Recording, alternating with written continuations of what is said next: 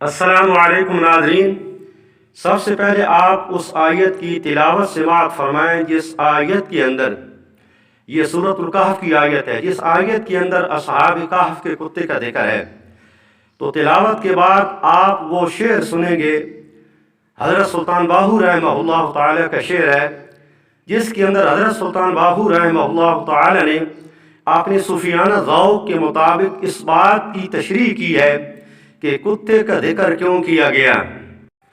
اعوذ باللہ من الشیطان الرجیم، بسم اللہ الرحمن الرحیم، وتحسبهم أيقاظا وهم رقود ونقلبهم ذات اليمين وذات الشمال وكلبهم باسط ذراعيه بالوصيد لو اطلعت عليهم لوليت منهم فرارا ولملئت منهم رعبا آمنت بالله صدق اللہ العظیم۔ سامعین، اس کا ترجمہ بھی ملاحظہ فرمائیں جی۔ یہ ہے جی آیت کا وہ حصہ جس کے اندر کتے کا ذکر ہے، وَقَلْبُهُمْ بَاسِطٌ ذِرَاعَيْهِ بِالْوَصِيدِ، اور ان کا کتا اپنے بازو پھیلائے ہوئے ہے غار کی چوکھٹ پر۔ تو ناظرین، آئیے اب چلتے ہیں حضرت سلطان باہو رحمہ اللہ تعالی کے شعر کی طرف اور اس بات کو سمجھتے ہیں کہ کتے کا ذکر یہاں کیوں کیا گیا ہے۔ ناظرین کرام، اصحاب کہف نے بہت کوشش کی کتے کو بھگانے کی، کتے کو اپنے سے دور کرنے کی، لیکن کتا مارے کھا کے بھی اور جھڑکے کھا کے بھی ان کا ساتھ چھوڑنے کے لیے تیار نہیں تھا۔ تو اس کی کیا وجہ ہے کہ کتا ان کا ساتھ چھوڑنے کے لیے کیوں تیار نہیں تھا؟ آئیے حضرت سلطان باہو رحمہ اللہ تعالیٰ کا شعر سنتے ہیں، ساری چیزیں نکھر کے سامنے آ جائیں گی۔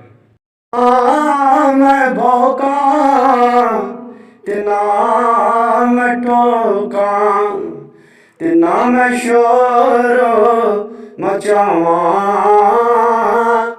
چنگیاں دے سنگر لیا میں بھی تر جاواں۔ ناظرین کرام، بعض دفعہ ہم اپنی بیٹی کا رشتہ طے کر کے اس حوالے سے بہت پریشان ہو جاتے ہیں کہ جس نوجوان کو، جس شخص کو میں داماد بنانے جا رہا ہوں، پتہ نہیں وہ کیسا ہے، اچھا ہے یا برا ہے۔ تو اس موقع پہ سیانے کہتے ہیں، بھائی پریشان کیوں ہوتے ہو؟ پریشان کیوں ہوتے ہو؟ اس کے دوستوں کو دیکھو، اس کے ہم نشینوں کو دیکھو۔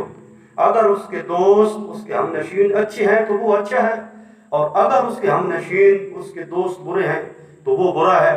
ناظرین کرام، قرآن کی ایک آیت بھی اس پر دلالت کرتی ہے کہ جس کے ہم نشین، جس کے دوست اچھی ہیں وہ اچھا ہے۔ آئیے اس آیت کی تلاوت کرتے ہیں۔ اعوذ باللہ من الشیطان الرجیم، بسم اللہ الرحمن الرحیم، محمد رسول اللہ والذین معه أشداء على الكفار رحماء بينهم صدق اللہ العظیم۔ اس کا ترجمہ بنتا ہے کہ محمد عربی صلی اللہ علیہ وسلم اللہ کے رسول ہیں، یہ قرآن کا دعویٰ ہے۔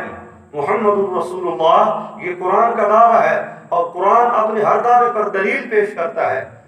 تو یہاں کون سی دلیل پیش کی کہ محمد صلی اللہ علیہ وسلم اللہ کے رسول ہے؟ یہ جو دعویٰ ہے قرآن کا، اس پر دلیل کون سی پیش کی؟ فرمایا والذین معه اشداء علی الکفار رحماء بینہم، کہ میں اللہ کہہ رہا ہوں کہ محمد صلی اللہ علیہ وسلم اللہ کے رسول ہیں۔